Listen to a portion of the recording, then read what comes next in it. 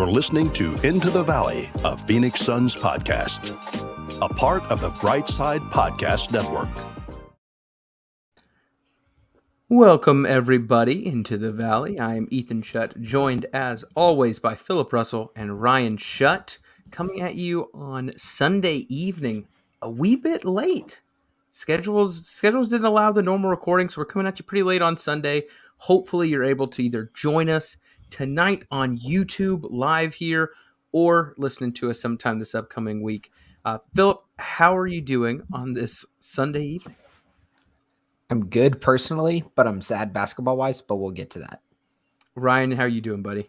I'm not even gonna lie. I am exhausted, but knowing that I got to end my week talking with my two best boys kept me going. So it is a great way to end my very long weekend by getting to hang out with you guys and talk some Phoenix Suns basketball and Minnesota Vikings football if we want to. Do we want to go down that rabbit hole? Honestly, 7-1. There's more. There's more excitement there this week than there is in Suns world, even with a 3-1 week. But what's football? It's the concussion sport. Yeah, you know concussion games. Yeah, it's like Hunger Games, but just sport? Like brain trauma. It's that one. The Will Smith movie is about it, right? Yes. All right, cool. Because that's what people talk about when Will Smith gets brought up this year. Hancock. Yeah. So anyway, wanted to go ahead and kick us off with a little thing I wanted to do. This is probably silly, but if you're new here, if this is your first time listening, if this is your first time watching, wanted to call out two things. Number one, we're Into the Valley, Phoenix Suns podcast, part of the Brightside Podcast Network, and we are glad that you are joining us, whether that's YouTube, any podcast platform. We appreciate it. Want to go ahead and say, if you enjoy the show, feel free to subscribe on YouTube or any of the other channels, just so you know when we're putting stuff out. It also helps algorithms, which is a thing. I've never talked about this because I'm not smart enough to understand it. So there we go. Let's get that out of the way. One might even say you're our honored guest. Wow. Absolutely. If you're listening with us tonight, you're an honored guest, and we would love the opportunity to meet you before you leave the podcast. Announcement number two. Now, this one is legit here. Announcement number 2. On Twitter, this is actually completely roasting us while sharing some love. A Twitter account called Suns Uniform Tracker, which is a big Twitter account in the Suns Twitter world. A lot of good stuff in terms of like personal design, graphic design, also just talking about the team. Put out a tweet saying, "What's the best Suns podcast?" Don't just hype your friends either. Luckily, we don't have those, so no worries there. Like, what's the best one? And there was an overwhelming amount of votes, but they weren't for us. But one person at Starry Lilac said, "I refuse to only pick one," and then listed a few, and they listed us. So I just want to say to Starry Lilac, whoever you are out there, you are a real one. We appreciate you. We're not here taking swings up, aiming for the top spot. We're here to have a good time, and if you happen to enjoy it, we are continuing to make content for you and everyone else out there. Pause. Philip, for ahead, all bud. the new people. We're not swinging at the top spot because we like them a lot. Facts. Also true. Yes. That's one thing that did crack me up. All the people in the responses who were talking about all the other great shows, I was like, absolutely. Those are great shows. And it was how it was described. The one that I saw that was talking about us, it was like, it's like a mix of actual basketball and also not. And I'm like, nailed it. So it's you two and me. Got it. Oh. Listen, we do this because we enjoy it, and if you choose to listen, we appreciate the heck out of it. Oh, Ethan, we've got a first time, long time in the chat, by the way. If you want to throw that up on the, no, that would be Philip. Okay. Philip himself is here on the YouTube chat. You can hang out with Philip. If Philip. you're out there, thank you for the comment. Thank you so much, Philip Russell, long-time listener, first-time commenter. Thank you so much, gentlemen. This is probably the most fun we're going to have this episode. First 5 minutes, because unfortunately, which is so lame, by the way, the Suns had a 3-1 week. Like, it's a bummer that one big event had to kind of shift the tone of the episode and also the Suns fandom. And that is, if you looked at the title of the episode you're listening or watching, life without Cam Johnson, and that is because Cam Johnson, unfortunately, did get injured this week. It was confirmed, I believe, from enough sources to make it as close to confirmed. The Suns themselves. Torn meniscus. He is going to be having surgery. He is out, quote, indefinitely. Now, I will go ahead and give the personal Ethan opinion on this. I myself tore my meniscus. Obviously, the level of athleticism and expectations for a Cam Johnson We're going with an apples to apples comparison. I appreciate and that. Ethan Shutt are a little different. I needed my knee to make it through 2 more years of high school and 2 years of college soccer. Cam needs a good enough knee to earn a big contract. I get it. But the Ethan medical story here is when you tear your meniscus and don't have any other damage to your ACL, MCL, or PCL, I believe is the third, you are given 2 options. And I've heard this pretty much across the board. I'm even seeing it now from folks on Twitter and elsewhere who are kind of talking about it. You can either, what they say, clean it up, or you can fix it. Cleaning it up is they will go to the outsides of the meniscus. Meniscus is basically the sponge between the main bones of the knee. And when you tear it, the outside frays. So they can either go and clean up the rough parts and kind of smooth it out, knowing full well that you have a future of arthritis ahead of you, which can confirm, or they can fix it where they really go in, repair it properly. But the difference in recovery time is 6 to 8 weeks or potentially 6 to 8 months. So that has not been announced yet. We know Cam is getting it fixed, but we don't know which route he's going. So that's been the big story of the week. Guys, when that happened, when you started seeing the Cam Johnson on crutches tweets out there hobbling off the court, what were kind of your first thoughts? And I'll go ahead and say I will allow 1 Jay Crowder joke, 2 maybe, but we got to tone it down. I didn't have a Jay Crowder joke. I had a serious comment of like, trade him now. So trade him as soon as possible, assuming Cam's going to miss significant amount of time. The Suns need wing depth. All good teams need wing depth. And Jay sitting out was a knock against the Suns' wing depth to begin with. So now when he's, quote, not with team, end quote, and now there's our one joke, and Cam Johnson is hurt, like, you've got to do something because the wing depth cannot be Mikal and Torrey Craig.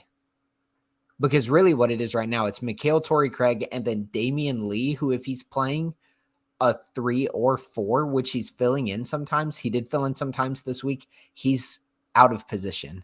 So you gotta get to getting, I think, if you're the front office.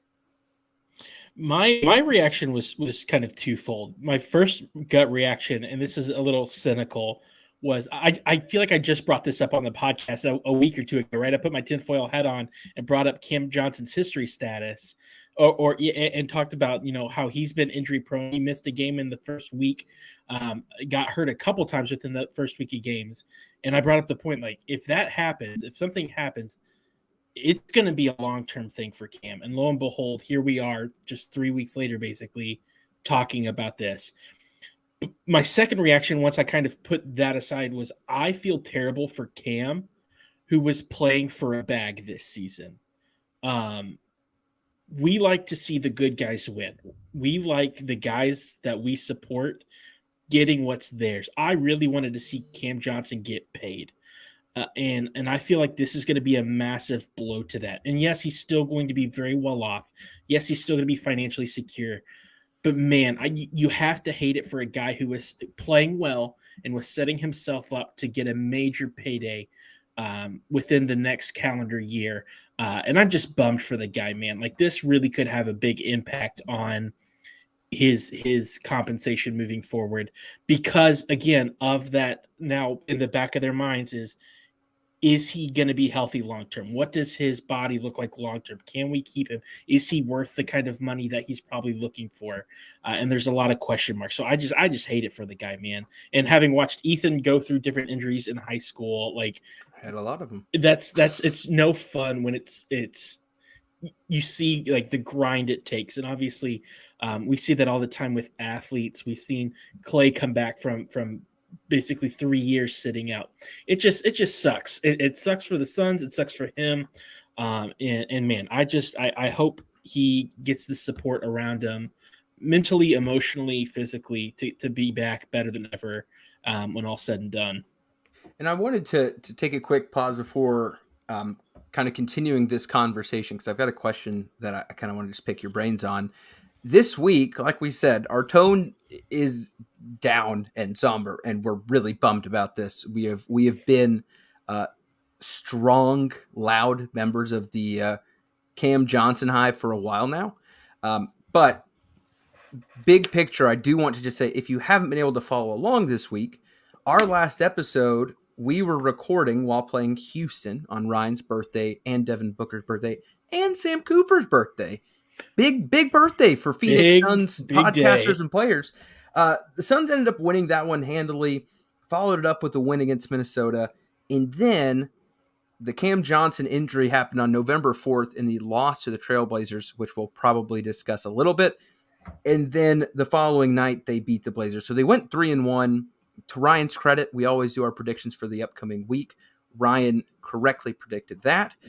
But what I want to talk about, we're now sitting 7-2, both losses being to the Trailblazers, which we can discuss more of that later because the last loss is frustrating in many ways.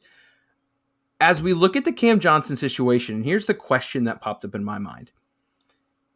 If you're Cam Johnson and you're contemplating put a Band-Aid on a big problem and get back in there, right? This is your free agent year. This is your year to go out, show the rest of the league what money you deserve, if you will.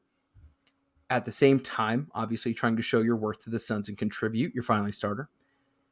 Do you say, I'm going to do what I can to get back out there as soon as possible to show my worth in such an important season?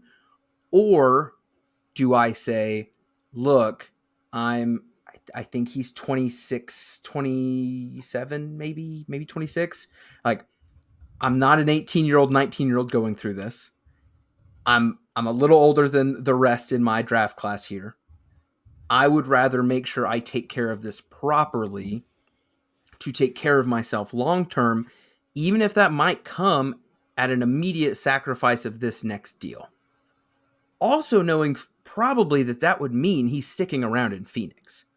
Because if he doesn't play this season, it would be, other teams have done crazier things, but it'd be surprising for a team to throw a bag at him coming off of a recovery year. Which of those two options do you think makes the most sense for Cam? And Ryan, I'll let you go first on that. It's hard to place myself in the mindset of Cam because we're talking about salaries and money and career choices that the three of us will probably never in our lifetime have to actually make decisions on. What I can speak to is the decision I would personally like him to make. And that's, I would rather him take the time to do this thing right, to do a potentially longer recovery if it means extending his career. Rushing back to hopefully prove yourself for some contract that you don't know is coming total wise, and risking the longevity of your career, to me, isn't worth it. Especially to your point, if it would make sense for Phoenix to keep him moving forward, I would rather him undergo what he needs to undergo, go with a longer recovery if it means doing this thing right and hopefully not having to deal with it again. Philip, what about you? I don't know, man. I don't know if that situation would wind up being that dichotomous where it's either we put a Band-Aid on it or it's this longer term fix to get back to it. I'm pretty confident in saying he's going to get direction where the Suns medical staff are going to make a recommendation for him about what's best for his future, because I think we would all agree what's best for Cam Johnson's future at this point is what's best for the Suns. because he seems like a guy who's going to be with the franchise for a long time. So I'm going to be pretty non-committal on this. And kind of like Ryan, I can't imagine what it would be like if you're sitting there saying, I'm older, I've proven to be semi-injury prone, and now I have to make this decision, or even better yet, get input from the team, get input from his camp, his agent, his family, and then roll from there, roll with whatever that collective says is the best course of action. It's tough. I think the added pressure comes to how well the Suns are doing when you are viewing it in the lens of, yeah, but if I can be back even at 90% and help my team win this thing or contend again, and this is coming from a guy who is a 5-year college player, was never the star, has really found himself a really good situation, a coach and GM that believed in him a lot. You know he is wanting to give everything he can. But to your point, Philip, I hope the Suns organization, medical staff, people in Cam's corner are saying, look, you being here long-term at your best is the most beneficial. But that leads us to, in my opinion, what comes next. And that's the conversation I want to move on to, because I personally here, I feel pretty confident. I could be completely wrong. I think he is going to take the fix the problem surgery. It's early enough in the season. There's enough other question marks around it. I almost think if he comes back, it doesn't recover like he thinks after shaving it off. Sorry, it's such a weird phrase to use in any situation. And then he doesn't perform and he has a bad season and a bad knee going into free agency. I think playing it safe is the take care of the problem. So let's say he does. Let's say Cam is out for months. We have Jay Crowder, famously not with team. Well, that was my question to you guys was, do you think the Suns are talking to Jay with any kind of seriousness about coming and playing again? And do you guys want him back? We'll start there. Do I want him? 100% yes. If he comes back, I would assume that means bridges were mended. I mean, something big would have to happen based on everything that's been said publicly. But if you're saying that I could have normal Jay Crowder back, obviously. But I think that's unrealistic. Philip, I'll go to you on Ryan's first question. Do you think the Suns have reached out or would reach out to Jay? Because I can't see that happening either. For those listening to the podcast, I'm shaking my head. No, I can't either. I just was curious what y'all's feelings were on that, because it's like you have the solution right there. You have the fix. But that's part of my thing. It's not a fix. It's not a fix this season because Cam's doing a lot more than what Jay has ever done, and he has a bigger offensive bag. And then you add to that, the defense has been good enough to start the season to say you're not necessarily missing Jay right now. And if you're looking for a wing who's going to come in and be more physical on the glass, or who can take charge against a guy like Jeremy Grant, Torrey Craig's been doing that. Torrey Craig has been playing really well. His 3-point shooting wasn't as good this week. It wasn't nearly as good this week as it was to start. He was out. He was out of the norm at the beginning.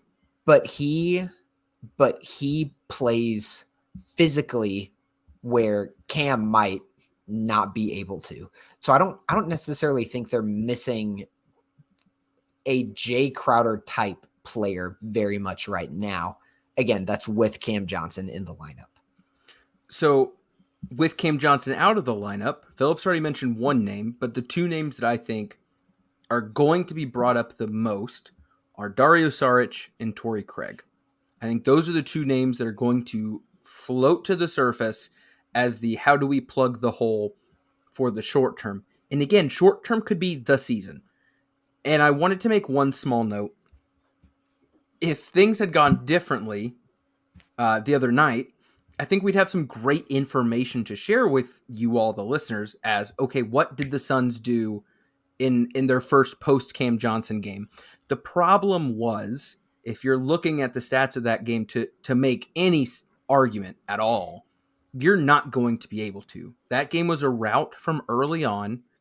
The rotations were far from normal. in no time at all. And you end up with a game where Bismack plays 13 minutes, Okogie plays 16, Saric plays 21, Damian Lee plays 28, Shaman at 20, right? Like the most of anyone was Booker at 29, and he probably didn't need to be out there that long. So we've not seen it. I know there's been a game post-injury, but we have not seen what the Suns are going to do now that Cam Johnson's out of the lineup. I want to start with kind of the first topic or question. I think the odds-on favorite would be Torrey Craig moves into that role and just is a near minute-for-minute match with Cam Johnson. If I was putting money on a solution, I think that makes the most sense. What are your thoughts on that? And do you think that's good enough for the Suns to sustain the success they have found so far? Philip, I'll go to you first on that one. That might be the solution for the next few games. Is it enough to sustain, 7-2? Mm-hmm. Absolutely not. Because teams are going to start funneling the ball to Torrey Craig and saying, okay, first unit for the Suns. If we're getting beat, it's going to be at the hands of Torrey Craig. And we were talking about how he was 50% from three. He's already down below 41% after a little bit of a rough shooting week. He is not offensively capable enough to do what Cam Johnson was doing. And then because of that, it's like a snowball effect. It's like this week when Cam Payne wasn't in the lineup for the second unit, everything gets harder. There's less penetration, which means there's less space for other guys to operate, which means the shot clock's going later, which means bad to maybe average one-on-one players are hoisting shots late in the shot clock. So there's a snowball effect when it's a guy like Torrey Craig instead of a guy like Cam Johnson. I know we're on the Johnson train. I do think that's a great shout out though of the, I said we're on the Johnson train, didn't I? Tough, man. I can't win them all, guys. Great shout on the Cam Payne absence, Philip. I think Cam Payne being out of game had a significantly larger impact than I would have imagined in terms of kind of what's driving the success of the second unit. But keep on topic here. Torrey Craig moving to the starting lineup is another disruptor to that second unit. So I think we're on the same page. Torrey Craig will be that guy. I think Philip's already mentioned the pitfalls that are going to come from that in terms of just general offensive inefficiency, and to say, all right, that means Book's getting doubled more, and we know where that double's coming from. What's going to happen here? And we don't know quite yet. And I was trying to think back to playoff minutes from 2 years ago, if that happened much, where the other teams were kind of funneling it to Torrey. We didn't see that much. We actually saw teams funneling it to Jay on occasion when he was in the starting lineup, and I think it worked for the other teams. But let's say Torrey becomes the starter. Dario played, 21 minutes last night, 4 of 9 from the field. Not bad. Still a little rusty, I think. I don't think that's too harsh. I know he's still figuring things out. Do you think Dario is now officially in the rotation? I have a whole thing on this. Go for it, baby. He's an undersized 5. He is not a 4. He is not a wing player. He's slow. He's not fleet of foot enough to guard anybody. May I make a quick comparison before you continue? He reminds me of a center in high school. Do you know what I mean by that? He's rural Kentucky high school center. 100%. He is the big center on a local Kentucky high school basketball team. He's just because he's tall. He's bigger. He's wider, but he's not quick enough to play the wing. Offensively, his bag is a bunch of post moves that he learned when he was the big kid in 6th grade, and then he took them with him as he developed. Like that is his offense, but he can pass and facilitate. I get that, but you can continue your rant. The dude's a 5, no matter what his body type may be. Yeah, and it's not much of a rant except to say it's fine against a team like the Blazers because their offense was hot garbage yesterday. It was so bad. I mean, the Suns were not good on offense yesterday and won by 20 because the Blazers were awful. So, yeah, you're going to get away with it against a team like the Blazers who's missing Anthony Simons and Damian Lillard. but you're not going to get away with playing Dario at the 4 against any competent offense in the NBA. So no, no, no. I would stamp my feet saying do not replace Cam Johnson at all with Dario Saric unless you're in a unique circumstance like that Blazers game. Yeah, I'm nervous. I think Philip hit the nail on the head earlier though when he said the time to shop Jay and get him out of here is now. I think that's the answer. Is you have to find somebody who's not on the team to come in and fill this. I don't think there's a long-term solution as the team is currently built, and that's something James Jones is going to have to get on ASAP. I'm hoping, and this is super optimism, I'm hoping whatever minutes Saric is going to get can up his trade value from the seller where we all kind of thought it was. Hopefully he takes this opportunity. And honestly, for the Suns, I think we've all said this to some extent, more than likely you are packaging multiple players, putting them together, and sending them out. There is now a grouping of minutes that are up for grabs. I am hopeful that the players that get those minutes do well enough to that they can increase their own value so that we can send them elsewhere. That sounds horrible, but like, I don't think Jay Crowder alone is going to get us who we're looking for. I think if he could, we would see it by now. I also think what we needed to happen was for some other team to have a Cam Johnson situation. We needed another team who is in contender status, in this is it status, to lose their starting power forward for any amount of time, and they can say, there is a dude out there who fits the puzzle piece perfectly. We need to get him. However we do it, that's fine. And unfortunately, the thing we needed happened to us. And so we're now stuck here with a power forward who can't play because he's hurt, one who can't play because he doesn't want to be there, and we're just kind of looking around and saying, okay, what do we do now? So let's look at the rest of the bench unit. Cam Payne, obviously, I think showed his value by not playing in the game this week, seeing how much he has been doing to uplift the rest of the guys. But as Torrey Craig moves to that starting rotation, I think we're all on the same page there. Who else do you think could take advantage of this opportunity? Who do you think can get an increased minute count or just an increased role within this second unit? Because the second unit is hitting. They have some chemistry. They are doing well, but something will be changing because of this. Philip, I'll tee it up for you first. Who do you think can take advantage of this opportunity? Damian Lee, because he's the most versatile player on the bench. I'm pretty sure we've seen him play 2 through 4 at least, and at times initiating the sets as well. I think we're just going to see the value that he brings in the upcoming weeks because he can come in.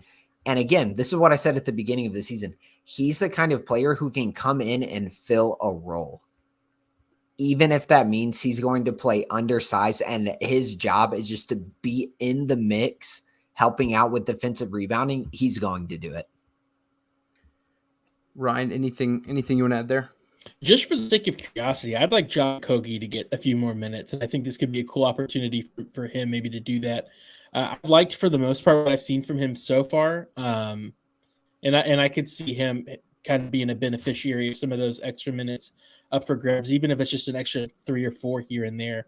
I think Damian Lee, to Philip's point, is the one that makes the most sense. But it wouldn't hurt my feelings to see Okogie get a few more minutes thrown at him. I think Josh Okogie had a really good showing in this last game, in the second game against the Blazers. I think he's exactly what we thought he would be, unfortunately. And I'll explain that. I think defensively, he is an absolute menace. The way he closes out and defends at the point of attack, whether that's on a closeout, how he's handling a high pick and roll, he is everything we wanted defensively. But I also think, just like we said, he is an ultimate utility guy that you kind of break glass type of thing of, we need him for this. Offensively, I was hoping there would be more there that I've not seen yet. And to Philip's point, I don't think Damian Lee is the best defensive option, and I don't think he is the best offensive option, but I think he is the best combined option to where he is able to do a lot on both ends. And in terms of minutes per game, I looked this up trying to just see at least how things had gone. Damian Lee right now is averaging the 6th most minutes per game at 18. That's pretty impressive. Damian Lee's averaging 18.2 a game, followed up by Jock at 17. Landry and Torrey and Campaign are all at 16 and change. So there's been a pretty defined set here. One idea I wanted to float out there, and maybe this is too out of left field. If they're wanting to utilize the same guys that they've already got in a pretty good system and in a pretty good flow, what do we think of the idea of Torrey moving into the starting rotation, Biz at the 5 within the second unit, and trying to see how Jock plays at the 4? I think his facilitating is good enough. I think defensively his work rate is high enough. I hate saying this. I genuinely would prefer less Bismack minutes to more Bismack minutes. That's just my official basketball stance at this point. I love him as a person. I don't think him on the court is ever our best option. But if you're wanting to at least keep using the guys that have been playing the most, do you see if Jock can play the 4? What are our initial thoughts to that idea, at least as a way to try to stabilize the second unit now that Torrey's kind of moved on up? I have a tendency, and I'm going to try to practice some self-awareness right now. I have a tendency to look at some of this stuff through a playoff lens, maybe a little too much. So a lot of times when I'm throwing a hissy fit saying, no, Dario can't play the 4, I'm seeing the Suns getting absolutely mollywopped in the playoffs if he's playing the 4. It's probably something similar with Jock at the 4. Could they survive against lesser teams? Yeah, probably. But what do you want in the playoffs? You want Jock to come off the bench as your backup 5. You want to have Busy there who can back up DA. If DA gets in foul trouble, he can be the stopgap for that time. And you don't want those two guys sharing the court.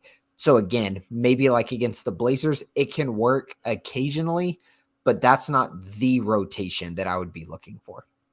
I think regular season, though, it just needs to be a Band-Aid. Because I think I think we all came to the conclusion last episode, the episode before, come playoff time, this group's not it. And that was with Cam.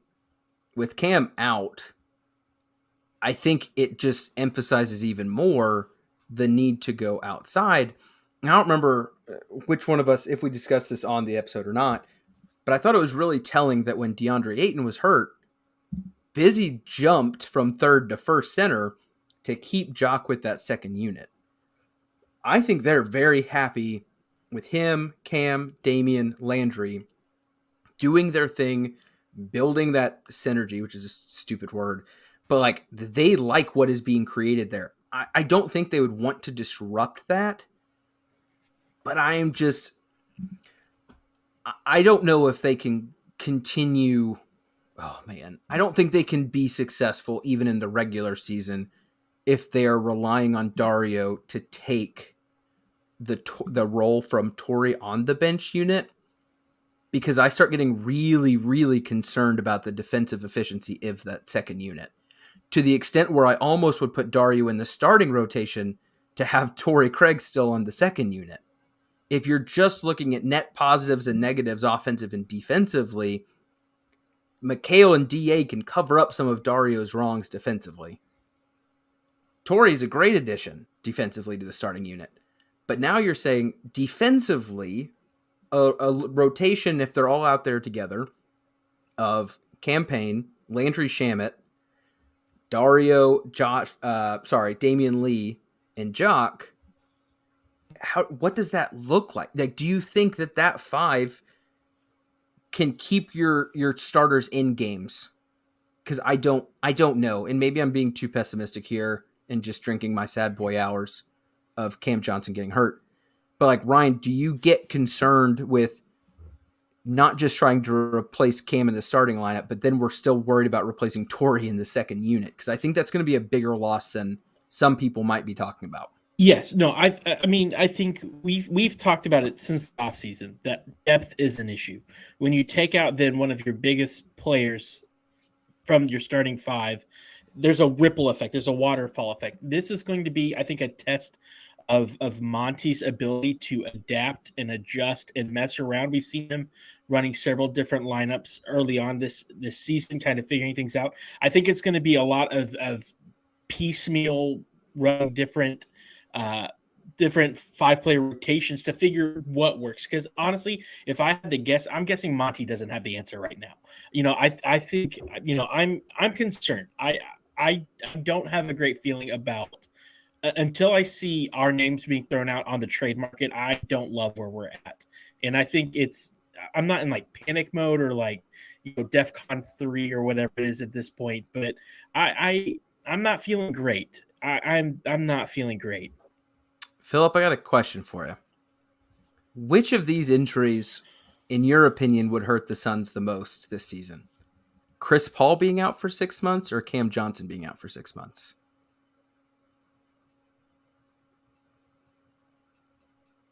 I don't know.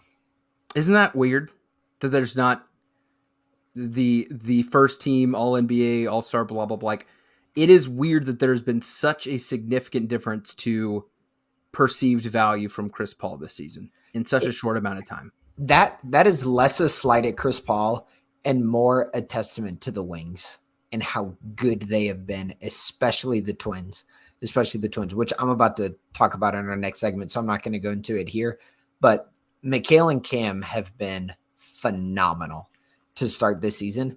And that is, it's cliche to say this about guys who seem like best friends, but it's like they're the dynamic duo out there on the wings, and offensively it was becoming really special. Well, let's go ahead and hop right in there. We've been talking a while here, and that's some poor podcast management on yours truly right here. Let's go ahead and hop into the reason that people keep coming back to the show: our highs, our lows, and our just so you knows. And Philip, I'll let you go ahead and take it for our highs for the week, and I'll let you keep talking. Yeah, and it's the offensive capability of the Wings. Just to shout out Cam Johnson and how he was playing last 3 games before injury. New Orleans, 16 points on 5 of 10 from the field. Houston was 19 points on 7 of 15 from the field and 5 of 11 from 3, which is really good efficiency. Minnesota, 29 on 10 of 17, 7 of 11 from 3. Should have been a FanDuel night for me, even though I live in Kentucky, because I wrote down in the week, my preparation big picture before the week began, I marked the Timberwolves game down and I said one of the Twins is popping off that game because one of them was going to be guarded by Cat or Gobert. And I was like, they're just going to move around enough that they're going to be open a lot. So it was really good. Now, a couple other things the Wings are doing to try to get some excitement back, because this isn't just Cam Johnson. I don't know if you guys have noticed the early screens, the early slip screens really that are occurring in transition. It's usually been Mikal or Cam Johnson setting a screen on one of the wings for Booker, and it just gets the defense in rotation pretty early. If both defenders come out at Booker, it's Mikal or Cam going at the rim. If they switch, a lot of times it can be a favorable matchup, or it can initiate the offense in really exciting ways. I like that kind of stuff. I like that early action to try to generate some good offense, some non-isolation offense early in the clock. And then Mikal's court vision this year has been really good. Like, he's making cross-court passes. He's slashing at great times. His timing on cuts has been really good. And then we've already talked about Torrey Craig and his rebounding. He's pulling down an offensive rebound and a half in just 14 minutes of play. So when you add that up to his per 36, he's been exceptional on the offensive glass. So like that combination of those three, it kind of adds to the weight of this podcast and how much of a bummer it is that Cam got hurt. But those three as your wing depth for the Suns, they had been so good. Ryan, what's your high for the week? My high for the week from a game standpoint has been Torrey Craig. I know his 3-point shooting has dropped off quite a bit, dropping down to around the 41% mark. But I'm glad we are getting a Torrey Craig who is playing better than he was last season going into this injury than the Torrey Craig we had going most of the season that last season when we got him from the trade late in the season. Personal high this week is that the next 4 games all have a tip-off earlier than 10 Eastern. And that's really exciting for me, for a guy who normally has to stay up late to try and catch games. All of the next games are 8 o'clock Eastern, 7 and 7:30. And that is just something to rejoice over. No complaints here either, man. No complaints. Yeah, my high is very similar to kind of what Philip was saying. I feel like a lot of the guys who we had increased or elevated expectations for this season have delivered early and often. I think Mikhail and Cam have both shown improvement in areas where we were hoping to see it. You know, even if it's not always flashy box score numbers, they are playing their roles so well. DA has looked good. Obviously, the injury was a bummer.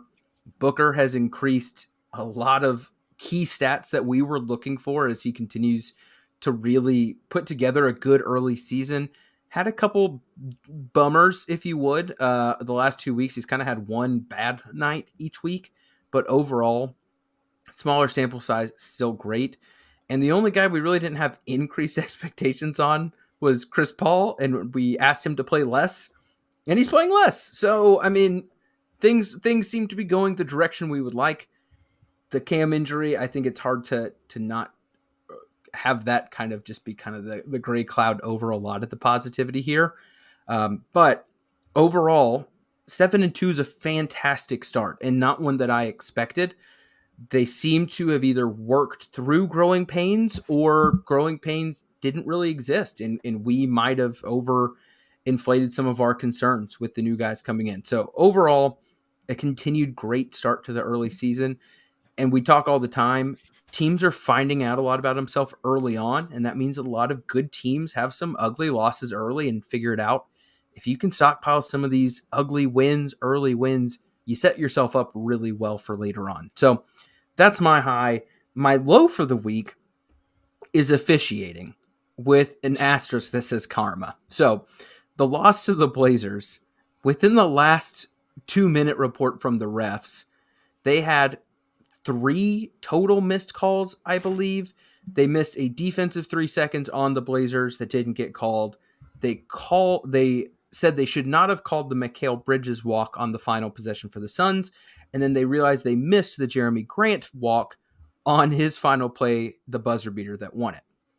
Now, my asterisk for karma is all Suns fans who are honest with themselves know that we won a game this year already on a walk that didn't get called, but should have been. So big picture for the season, I think we probably just call it even Steven and move on. It does suck that it wasn't just that they missed that walk. They also called an incorrect one and missed another call. That just sucks. But at the end of the day, with how poorly the Suns played to still beat the Blazers the next night, I think splitting is okay. A 3-1 week, it's not the end of the world. But officiating let me down. That's all right. Philip, what do you got for your low for the week? We already covered it a little bit. It's the bench offense without campaign. So we won't rehash that conversation, but I tried to be positive in the hype. Here's the rub. I think if campaign is significantly valuable to your team, then your team has a major flaw. And I think that's another place.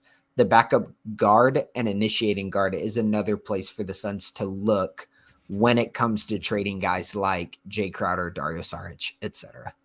Yeah, for sure. Ryan, what you got, bud? My low for the week was also the Portland loss, not necessarily for the officiating, because the game should never have come down to that. When you're playing a Portland team who doesn't have Anthony Simons, doesn't have Damian Lillard, and your game outcome is determined still in that point by the refs,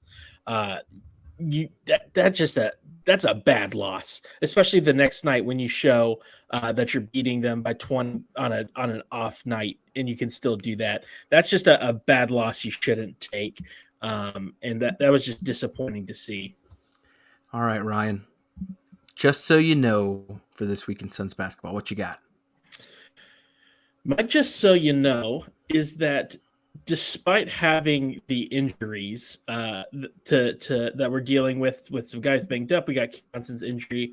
I feel pretty good about this next week slate of games. We've got Philly away, which I think is going to be a tough one. Without Harden. Without Harden, which right. does But then help. we've got Minnesota Timberwolves, who we've already shown we can beat. And then we have a pretty poor Orlando Magic game and a Miami Heat team who's kind of underperformed so far this season. So despite being in a rough situation, if there was a slate of games to have coming up, especially before Golden State the next week, those are some pretty good ones to have here coming up. Hopefully to get some things figured out before a tougher slate of game that includes the Jazz twice, the Knicks, and the Warriors. Man, who would have thought that the Jazz would be a team we're actually kind of worried about this season? Right? Who would have thought? No. I'm excited for this week. I think this week has a fun slate of very different teams. I'm also excited to watch the Magic because I think they're a lot of fun and have a phenomenal rookie who everyone should be watching.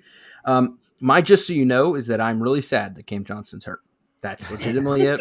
I think everyone here knows that I have been No more Cam Johnson Thursdays for a while. Been a very big Cam Johnson guy since day one.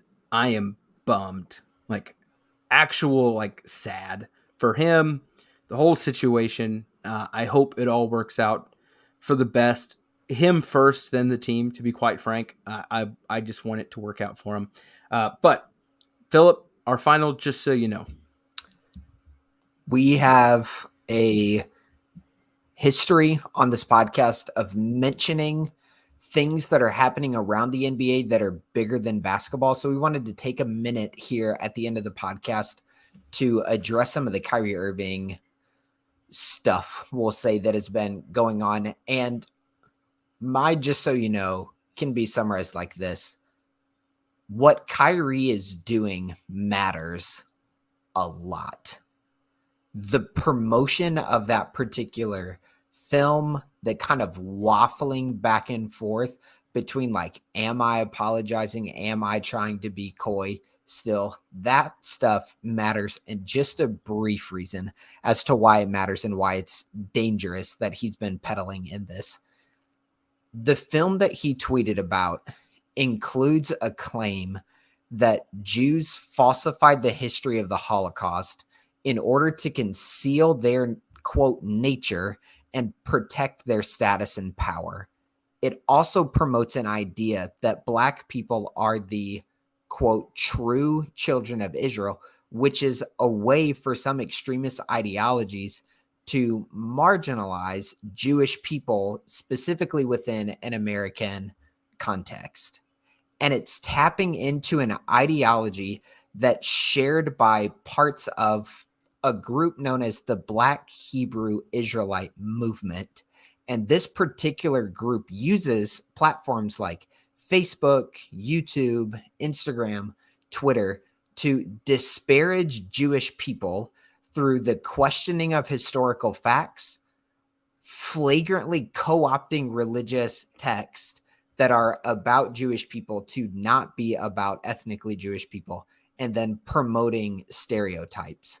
And the result of all of that is that it creates a schism, or it intends to create a schism between groups of people who have been in America allies in the fight for civil rights. And then what's even more dangerous about it is that it can and has in the past promoted anti-Semitic violence. And so when Kyrie's saying stuff like, I know where I come from, therefore I can't be anti-Semitic, he's playing this kind of a game that's dangerous and wrong, and he needs to be held accountable for the garbage that he's been spewing and putting on his social media accounts. I think Ryan and I would co-sign all of that. And yeah, I think it's worth talking about because it's a part of the NBA at large and also just the world that we're living in. And if you have questions about these things, I would just say do some research. It's easy and fun to hear a hot take on ESPN or on the radio and join a side, but do your research. Just listening to Philip talk, Philip's a smart guy, but I don't think he came to all those conclusions just by knowing it. I think it takes some time to look stuff up and come to a conclusion on your own. Shout out to the Anti-Defamation League. There we go. Well, gentlemen, don't want to detract from that too much by getting goofy at the end here. Ryan already kind of covered our next week's slate of games, so we will be coming at you next weekend to talk all things Phoenix Suns. Cam Johnson and the 0.00001% chance that you are listening. We love you so much, and we hope you get better soon. For the Suns fans listening, we appreciate you. Thank you to the Brightside folks. And for Philip and Ryan, I am Ethan Shutt. This is Into the Valley Phoenix Suns podcast. We out. Skull.